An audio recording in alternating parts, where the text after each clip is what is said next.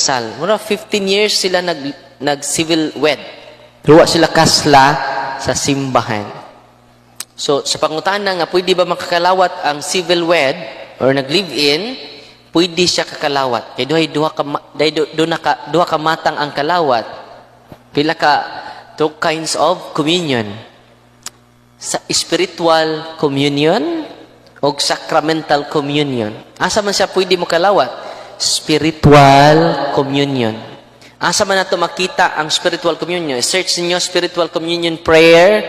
Ayaw nagtindog, anak ra kasi mong gilingkuran, i-pray tong spiritual communion. Lord, ako kang kalawaton, spirituhanon ra. Kaya wa pa ko makasal.